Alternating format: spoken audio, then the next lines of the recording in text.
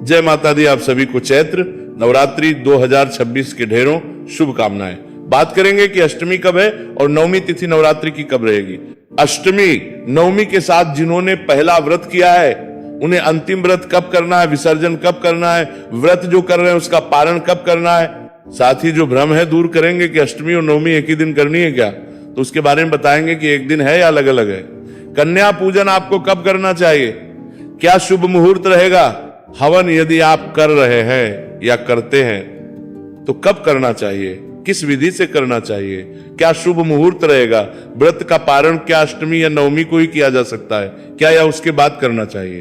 पुराणों के अनुसार नियम क्या कहते हैं। साथ ही बताएंगे कि अष्टमी को यदि आप व्रत खोल रहे हैं, आपके यहाँ अष्टमी होती है, तो आपकी जो चौकी का विसर्जन है वो आपने किस दिन कर लेना है। नवमी करने वाले लोगों को किस दिन अपना अंतिम व्रत करना होगा और पारण और पूजन कब करना होगा, शुभ मुहूर्त क्या रहेगा। इस प्रकार से अष्टमी नवमी के बारे में विस्तृत जानकारी, पूजन कैसे करना है उसके बारे में विस्तृत जानकारी, विसर्जन कैसे करना है, कब करना है, उसकी जानकारी और अंतिम व्रत को लेके जो लोगों के बीच में भ्रम है ना, क्योंकि आप जैसे बहुत सारे हमारे दर्शक हैं जिनके कमेंट्स आ रहे हैं कि पंडित जी हमें अंतिम व्रत किस दिन करना है, अष्टमी नवमी लोग एक ही दिन बता रहे हैं, उसका क्या करना है। तो वो विशेष रूप से आपको समझाने का प्रयास किया जाएगा कि आपने अंतिम व्रत कब करना है और अष्टमी नवमी एक ही दिन है या अलग अलग जानकारी आरंभ करते हैं।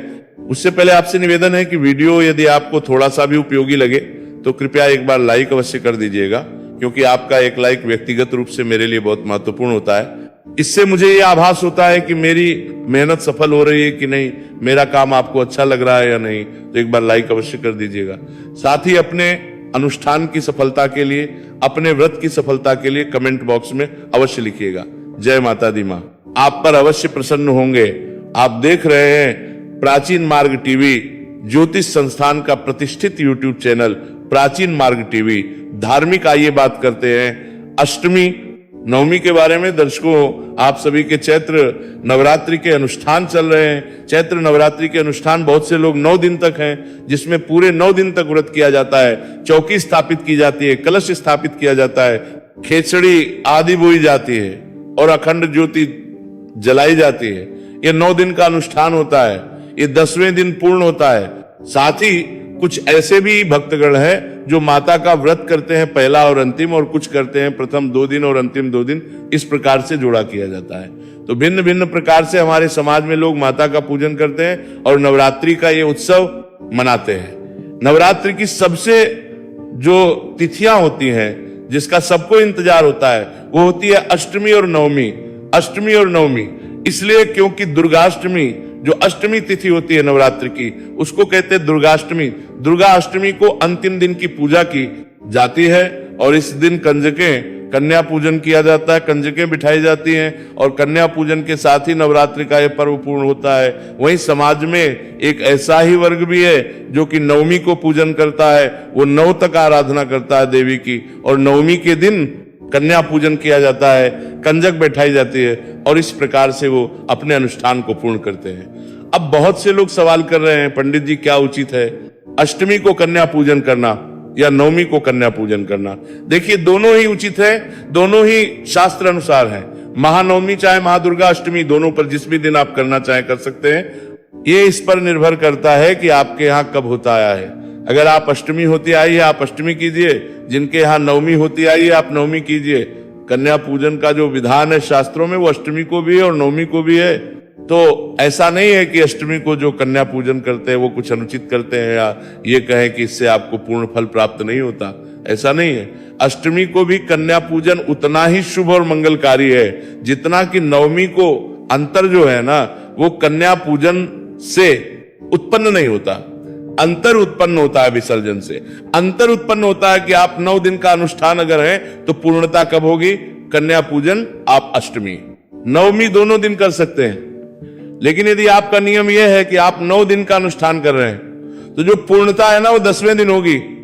अगर आपने चौथी बिठाई है, 9 दिन का अनुष्ठान रखा है, तो जो विसर्जन आप करेंगे ना वो 10वें दिन करेंगे। ये शास्त्र की विधि है, ये मेरी बनाई हुई विधि नहीं है ना, मैं अपने मन से बता रहा हूं। पुराण कहते हैं कि 9 दिन का दुर्गा अनुष्ठान होता है, 10वें दिन उसका पूजन हवन और विसर्जन होता है। तो ये विशेष रूप से आप लोग ध्यान रखिएगा कि जिसने यदि 9 दिन का अनुष्ठान किया है तो वो कन्या पूजन नवमी को करेंगे, लेकिन जो विसर्जन होगा माता की चौकी आपने लगाई है, अखंड ज्योत जो जली है वो दशमी को ही विसर्जित होगी, दशमी को ही हटाई जाएगी, उससे पहले आप उसे नहीं हटा सकते। प्राणों के अनुसार ये दोष जनित है कि लोग अष्टमी करते हैं, अष्टमी को कन्या पूजन करते हैं और कन्या पूजन के साथ ही जो ज्वारे आपने बोए हैं उसका विसर्जन कर देते हैं। आपने माता की चौकी लगाई थी वो 8वें दिन ही कर दी जाती है और 8वें दिन ही आपने जो कलश स्थापित किया था उसका भी विसर्जन कर दिया जाता है। ये अनुचित है, ऐसा नहीं करना चाहिए। आप अष्टमी का व्रत करते हैं, नवरात्रि पूर्ण करते हैं, माना जा सकता है, परंतु आप विसर्जन कर देंगे, नवरात्रि का अष्टमी को यह नहीं माना जा सकता। विसर्जन जो है वो दशमी तिथि को ही कहा गया है। जितने भी हमारे दर्शक हैं वो इस चीज को ध्यान दें कि अष्टमी अगर आपके यहां होती है तो अष्टमी कन्या पूजन के लिए कही गई है, अष्टमी आपके व्रत की पूर्णता लिए कही गई है, परंतु अष्टमी माता के नव दुर्गा जो आपने नवरात्रि का जो अनुष्ठान किया है उसके विसर्जन के लिए नहीं कही गई है। आपको दशमी तिथि के दिन शुभ मुहूर्त में ही पूजन आदि करके विसर्जन करना चाहिए। ये बड़ी जानकारी थी जो आपको देना आवश्यक था। अब बात करते हैं जी कि अष्टमी किस दिन है और कंजकें जो हैं उनको कब बैठाना चाहिए, क्या शुभ मुहूर्त रहेगा, नवमी किस दिन है और कंजकों को कब बैठाना चाहिए, किस प्रकार से व्रत को पूर्ण करना चाहिए। तो अष्टमी वाले दिन आपको सूर्योदय पहले उठना चाहिए, उठने के बाद स्नान आदि करके स्वच्छ वस्त्र धारण कीजिए। स्वच्छ वस्त्र धारण करके आपकी जो दैनिक पूजा है ना वो उसी प्रकार से चलेगी जैसे कि अभी तक चलती आ रही थी। आप उसी विधि से आपने केतली बोई है, ज्वारे बोए है, माता की स्थापना की है, कल स्थापित किया है, उसी विधि से आप पूजन कीजिए। से देवी का पूजन करेंगे, विधि विधान से स्नान कराइए, तिलक लगाइए, वस्त्र अर्पित कीजिए, आप भोग लगाइए माता को, पुष्पों की माला अर्पित कीजिए माता को, तांबू अर्पित कीजिए माता को और माता को प्रणाम करके प्रार्थना कीजिए। इस प्रकार से आपने पूजन करना है। पूजन करने के बाद आप हवन कर सकते हैं, हवन करने के बाद आपने कन्या पूजन करना है। अब यहाँ पे एक सवाल ये आता है कि पंडित जी पहले कन्या पूजन करें या पहले हवन करें? तो पहले हवन करें फिर कन्या पूजन करेंगे, हवन के तदोपरांत ही कन्या पूजन होगा, इसका ध्यान दीजिएगा।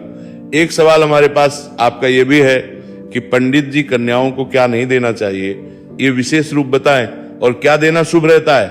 देखिए, कन्याओं को आप कोई भी अच्छा उपहार दे सकते हैं। उपहार में आप उन्हें पढ़ने लिखने से संबंधित जो भी सामग्री है वह दे सकते हैं, कॉपी दे सकते हैं, ज्योमेट्री बॉक्स दे सकते हैं। इसके अतिरिक्त आप उन्हें लंच बॉक्स दे सकते हैं, पेन पेंसिल आदि बैग आदि भी दे सकते हैं जो उनके उपयोग का भी होगा। आपको क्या नहीं देना चाहिए? देखिए, एक तो आजकल आप प्लास्टिक की सामग्री का प्रयोग बहुत अधिक होने लगा है। अगर आप प्लास्टिक की वस्तुओं से बच सकें तो बहुत उत्तम रहेगा कि आप प्लास्टिक की ना दें।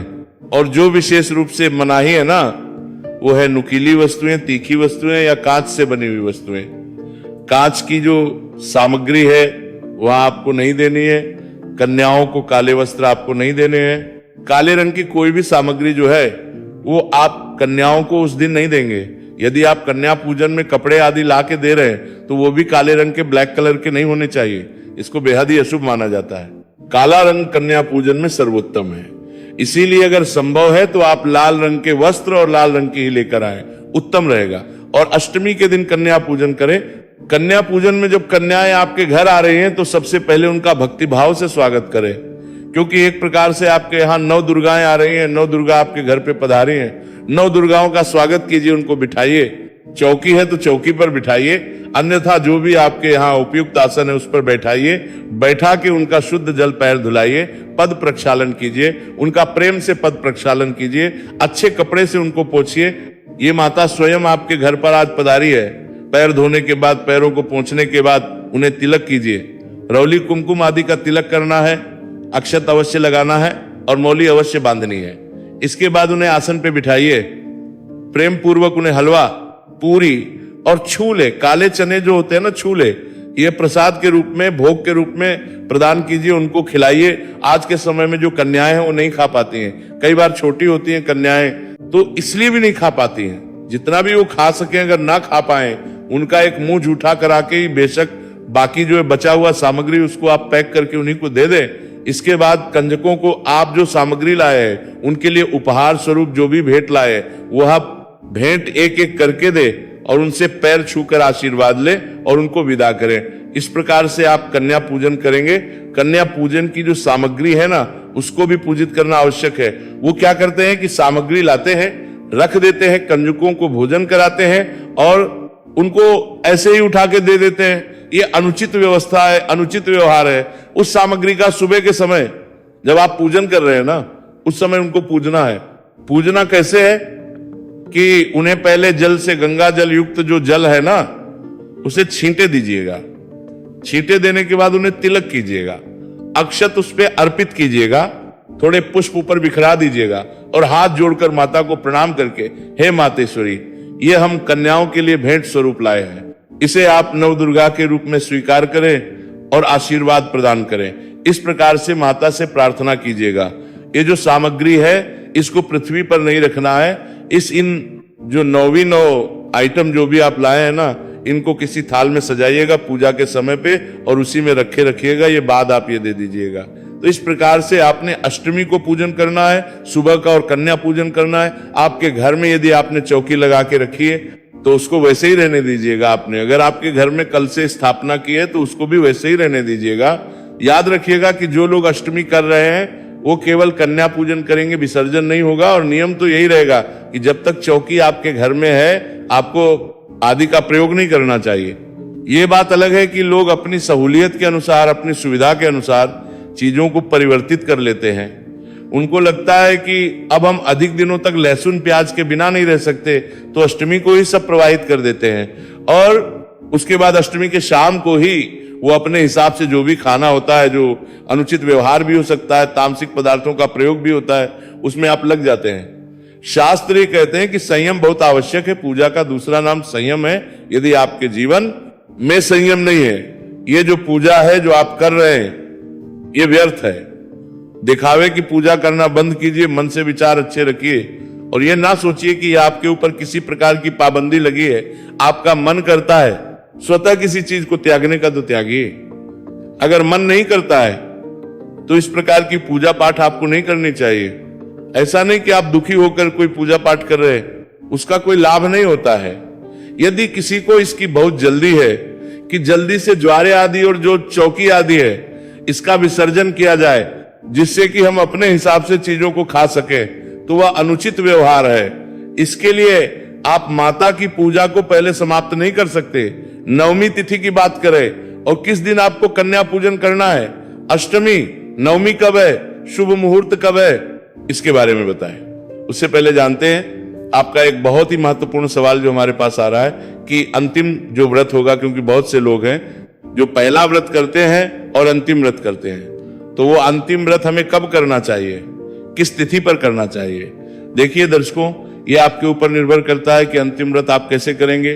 ये इस प्रकार से आपके ऊपर करता है कि आपके यहाँ अष्टमी की जाती है या नवमी की जाती है। अगर अष्टमी आपके यहाँ की जाती है तो आप सप्तमी को व्रत करेंगे, और यदि आपके यहाँ नवमी की जाती है तो अंतिम व्रत आपका अष्टमी को होगा। यहाँ एक और संशय आपका दूर करे, जो आपके मन में किसी ने टाल दिया होगा कि सप्तमी और अष्टमी एक ही साथ है क्या। जी नहीं, सप्तमी और अष्टमी दोनों अलग अलग दिन है, दोनों एक साथ नहीं है। एक नवरात्रि कम हुई थी, लेकिन वो नवरात्रि तिथि थी तृतीया, इसीलिए दूसरा और तीसरा नवरात्रि एक साथ था। द्वितीया और तृतीया नवरात्रि एक साथ थे। अभी जो तिथि है वो सब एक एक दिन में एक एक तिथि है, चाहे वो चौथी हो, पांचवी, छठी, सातवीं, सब तिथियां एक एक दिन में पूर्ण रूप से है।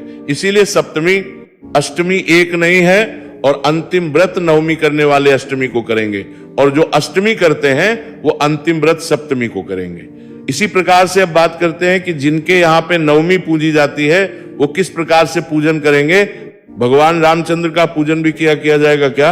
देखिए, जो चैत्र मास के शुक्ल पक्ष के अर्थात नवरात्रों में आने वाली जो चैत्र की नवमी है ना, ये भगवान श्री रामचंद्र का जन्म दिवस भी है। इस दिन भगवान श्री रामचंद्र का अवतरण इस पृथ्वी पर हुआ था, इसीलिए ये तिथि बहुत महत्वपूर्ण है, इसे महानवमी कहा जाता है। इस दिन मां जगदम्बा के नवरात्रि पूर्ण होते हैं, इसीलिए उनके जो व्रत है वो पूर्ण तो होते ही है। साथ ही इस दिन रामचंद्र जी, भगवान रामचंद्र जी का जन्मोत्सव भी विधि विधान से मनाया जाता है। भगवान रामचंद्र की पूजा आपने किस विधि से करना है, इसके बारे में हम आपको अलग से वीडियो बना के बता देंगे। यहां हम केवल अष्टमी, नवमी, नवरात्रि से संबंधित बात कर रहे हैं। तो आपको जो नवमी करते हैं उन्हें भी सुबह सूर्योदय से पहले उठना है। उठने के बाद स्नान आदि करके पूजन करना है। देखिए, एक चीज का आपको विशेष ध्यान रखना है। शुभ मुहूर्त कहते हैं कि पंडित जी शुभ मुहूर्त देखें कि ना देखें। शुभ मुहूर्त यदि ना भी देखें, क्योंकि जो दुर्गा अष्टमी है और दुर्गा नवमी, महानवमी जिसे कहते हैं, ये दोनों ही तिथियां अत्यंत मानी जाती है। इनमें पूरा दिन कंजक पूजन किया जा सकता है, माता का पूजन किया जा सकता है, हवन कर्म आदि किया जा सकता है। शुभ मुहूर्त यदि आप नहीं भी देखते हैं तो भी, परंतु एक बात ध्यान अवश्य रखनी चाहिए, वो ये कि इन तिथियों में भी राहु काल का समय होता है। राहु काल के समय को आपको अवश्य ही देखना पड़ेगा। चाहे तिथि कितनी भी शुभ क्यों ना हो, उसमें 1.5 घंटे का लगभग समय होता है प्रतिदिन राहु काल का। तो आप जिस दिन अष्टमी नवमी की कंजक बिठा रहे हैं ना, उस दिन राहु काल का समय आपको अवश्य ही करना चाहिए। राहु काल के समय में आप कंजक ना बिठाए। हाँ, अगर आपने कंजक पहले बिठा दिए और उसके बाद राहु काल आता है तो उसमें दोष नहीं है, परंतु कंजक पूजन जो है राहु काल के समय में आप नहीं करेंगे। इस 1.5 घंटे में आप नहीं करेंगे, बाकी समय में आप कर सकते हैं। शुभ मुहूर्त कैसे है, कब है, ये हम आपको अभी बताने जा रहे हैं। सूक्ष्म रूप से पहले नवमी की जानकारी दे दें, उसके बाद हम मुहूर्त पर ही आ रहे हैं कि कौन सी तिथि का मुहूर्त कब है और किस प्रकार से किस शुभ मुहूर्त में आपको करना चाहिए। तो नवमी के दिन जिन लोगों के यहाँ नवमी होती है, वो नवमी के दिन सूर्योदय से पहले उठेंगे। स्नान आदि करने बाद आप अपना नवरात्रि का जो दैनिक पूजन है उसको करेंगे। दैनिक पूजन उसी विधान से किया जाएगा जैसे कि आप अभी तक करते आए थे, परंतु हाँ, इसमें पुष्पांजलि अवश्य कीजिएगा। नवमी का जब आप पूजन करेंगे तो उसमें पुष्पांजलि अवश्य कीजिएगा, क्षमा याचना कीजिएगा, देवी से क्षमा याचना कीजिएगा, पहले से पूजन कीजिएगा, देवी को अर्पित कराइएगा। कराने के बाद स्नान कराइएगा, स्नान करा के पंचामृत से स्नान कराइएगा, शुद्ध जल से स्नान कराइएगा। शुद्धियों तक स्नान कराने के बाद देवी को वस्त्र अर्पित कीजिएगा। आप अष्टमी व नवमी को माता को श्रृंगार की सामग्री अवश्य ही अर्पित करनी है। ये हम बता रहे हैं सभी के लिए, चाहे आपने 9 दिन का अनुष्ठान रखा है, चाहे आप केवल अष्टमी नवमी करते हैं, एक ही दिन करते हैं, आपको इस दिन माता को श्रृंगार की वस्तुएं अवश्य अर्पित करनी चाहिए। अगर अधिक न ला सके तो मांग में भरने के लिए सिंदूर, काजल, बिंदी, चूड़ियां और नेल पेंट, ये 5 चीजें तो आपको अवश्य रूप से माता को अर्पित करनी ही चाहिए। और अगर 5 ना कर पाए तो आपको मांग का सिंदूर और चूड़ियां अवश्य रूप से माता को चढ़ानी चाहिए इस दिन। और लाल रंग का कोई वस्त्र, जैसे कि आप साड़ी ले सकते हैं, कोई अच्छी साड़ी ले सकते हैं या फिर कोई चुनरी ले सकते हैं, जैसी आपकी सामर्थ्य हो। मैं नहीं कहूंगा कि आपको बहुत महंगा ही लेना है, आप अपनी सामर्थ्य के अनुसार लीजिएगा। और ये ध्यान रखिएगा कि आप जब भी पूजा पाठ करें सामर्थ्य के अनुसार करें। प्रभु कहते हैं कि जैसा मैंने आपको दिया है, जितना मैंने आपको दिया है उसके अनुसार ही आप मुझे अर्पित करें, मैं सदा प्रसन्न रहूंगा। तब होती है जब दिया ज्यादा होता है किसी को भगवान ने, और वो लालचवश अर्पित कम करते हैं। वहीं भगवान जो आर्थिक रूप से कमजोर लोग हैं उनके लिए भी कहते हैं कि मैंने यदि आपको अधिक नहीं दिया है, कि आपकी किस्मत या जो भी आपके कर्म रहे होंगे उसके अनुसार यदि आपको कम मिला है तो कभी भी मुझे अधिक आवश्यकता नहीं है अर्पित करने की। ऐसा नहीं है कि यदि 1 स्वर्ण से मुझे पूज रहा है तो आप भी स्वर्ण से ही पूजिए। जो आपकी सामर्थ्य है ना उसके अनुसार पूजिए, श्रद्धा से पूजिए, भक्ति भाव से पूजिए। तो आपको इस दिन सामग्री आपको माता को अवश्य अर्पित करनी है। माता को अर्पित करेंगे, ताबूल अर्पित करेंगे, दक्षिणा अर्पित करेंगे और माता से अपने अनुष्ठान की सफलता के लिए प्रार्थना करेंगे। जो पूजा विधि है अंतिम दिन की, वो पूजा विधि का हम विशेष वीडियो बनाएंगे आपके लिए, उसको आप अवश्य देख लीजिएगा। यहाँ पर केवल हम कन्या पूजन से संबंधित जो लोग, क्योंकि देखिए सभी लोग जो है पूजन नहीं करते हैं, इसीलिए कन्या पूजन से संबंधित आपको जानकारी दे रहे हैं। और जानकारी दी जा रही है कि अष्टमी, नवमी, सप्तमी कब करनी है, अंतिम व्रत कब करना है। जो सामान्य जानकारी होती है सभी के लिए, वो जानकारी इस वीडियो में प्रदान की जा रही है। पूजा के लिए हम आपको अलग से वीडियो बना रहे हैं जिसमें आपको अष्टमी की पूजा, नवमी की पूजा, विसर्जन विधि ये बताई जाएगी। तो इस प्रकार से आप पूजा करने के बाद हवन करेंगे, हवन के बाद कंजकों को आप बुलाएंगे, कंजकों का स्वागत करेंगे। और कंजक पूजन की विधि जो हमने अभी आपको बताई थी ना, कंजक कैसे बिठानी चाहिए, क्या अर्पित करना चाहिए अष्टमी के लिए, वैसे ही वो आपके लिए भी है, दोबारा बताने की आवश्यकता नहीं है। जो नवमी करते हैं उनको भी उसी प्रकार से कन्या का पूजन करना है और इसी प्रकार से वस्तुएं जो है उनको प्रदान करनी है। बात आती है कि सप्तमी, अष्टमी, नवमी तिथियां जो है वो किस दिन है, क्योंकि जो व्रत करना है वो किसी ने सप्तमी को करना है, किसी ने अष्टमी को करना है। कन्या पूजन किसी ने अष्टमी को करना है और किसी ने नवमी को करना है। तो इन तीनों तिथियों के बारे में आपके लिए जानना आवश्यक हो जाता है कि जो लोग सप्तमी का व्रत करते हैं ना, तो इस वर्ष चैत्र नवरात्रि 2026 में सप्तमी का व्रत आपको करना चाहिए। 25 मार्च को सप्तमी रहेगी। प्रातः काल 7:41 से और 9:01 तक का समय शुभ रहेगा पूजा पाठ के लिए, और 11:01 से और 11:58 में भी शुभ मुहूर्त रहेगा। इसमें आप अपना पूजन आदि कार्य कर सकते हैं। और जो अंतिम व्रत कर रहे हैं सप्तमी का, वो इसी दिन करेंगे, क्योंकि कुछ लोग अष्टमी करते हैं ना, वो अपने अनुष्ठान को सप्तमी पर पूर्ण करते हैं। मैं यहाँ फिर बता दूं कि नियम कहता है कि आपको 9 दिन तक पालन करना चाहिए और 10वें दिन विसर्जन करना चाहिए। और अब बात करते हैं कि अष्टमी कब रहेगी। जो नवमी करते हैं वो अष्टमी को व्रत करते हैं, या पहला या अंतिम व्रत करने का जो नियम है, तो अष्टमी को व्रत करते हैं या अष्टमी को कन्या पूजन करते हैं, तो अष्टमी तिथि रहेगी 26 मार्च को। 26 मार्च को हवन पूजन, कन्या पूजन आदि के लिए शुभ समय रहेगा। प्रातः काल 6:41 से और 7:28, और उसके बाद 11:01 से और 11:49। इस समय में आप हवन पूजन आदि कार्य कर सकते हैं, कन्या पूजन आदि कार्य कर सकते हैं। अब बात करेंगे नवमी के बारे में। क्या नवमी भी 26 को ही की जाएगी या अष्टमी? नवमी दोनों अलग अलग दिन है। तो प्रिय दर्शकों, नवमी आपको 27 मार्च को करनी है। 27 मार्च के दिन ही रामनवमी मनाई जाएगी। नवमी तिथि शुरू हो रही है 26 मार्च को सुबह 11:46 पर, और ये 27 मार्च को सुबह 10:07 पर समाप्त होगी। और यह तिथिमान के अनुसार 27 को ही नवमी है। और कुछ लोग कहते हैं जी कि भगवान रामचंद्र का जन्म अपराह्न में हुआ था। तो मैं शास्त्रीय विधान कहूं, शास्त्र कहते हैं कि अगर अपराह्न में नवमी तिथि ना मिले तो भी जो अष्टमी विधा नवमी तिथि हो, उसमें कभी भगवान रामचंद्र का जन्मोत्सव नहीं मनाया जाना चाहिए। भगवान रामचंद्र जन्मोत्सव 10वीं वेदा नवमी में मनाया जाना चाहिए। इस बार जो स्थिति है, दोपहर के समय तो नवमी नहीं है, सुबह नवमी रहेगी। और क्योंकि सिंधु ज्योतिष शास्त्र कहता है कि 2.5 घंटे यदि कोई तिथि रह जाए तो पूरा दिन मानी जाती है, तो ये तो बहुत लंबे समय तक रह गई है, 10:30 के आसपास तक रहेगी। और रामनवमी का जो त्योहार है वो शास्त्रीय नियम के अनुसार 27 को ही बनता है। और जो नवमी पे कंजक पूजन करते हैं उनको तो देखना ही केवल सूर्य उदय होता है। उदय तिथि मान के अनुसार ही नवमी तिथि निर्धारित होती है। कन्या पूजन जिस भी किसी को करना है, नवमी जिस भी किसी के घर में देवी पूजा की होती है, तो आपको नवमी मनानी है। 27 तारीख को 26 का कोई औचित्य ही नहीं है। नवमी मनाने का अगर कोई कह रहा है तो वो अनर्गल बातें हैं, उन पर आपको विश्वास नहीं करना चाहिए। किसी भी नियम, भगवान रामचंद्र के जन्म के नियम के अनुसार भी 27 उत्तम है। और क्योंकि देवी की पूजा तो उदया तिथिमान के अनुसार ही निर्धारित होती है नवमी तिथि में, तो इसलिए अवश्य रूप से 27 और केवल 27 मार्च को रामनवमी का त्योहार मनाया जाएगा। ये थी जानकारी। अष्टमी कब है, नवमी कब है, सप्तमी कब है। जानकारी थोड़ी भी अच्छी लगी लाइक अवश्य कीजिएगा। माता रानी सबका व्रत सफल करें। जय माता दी।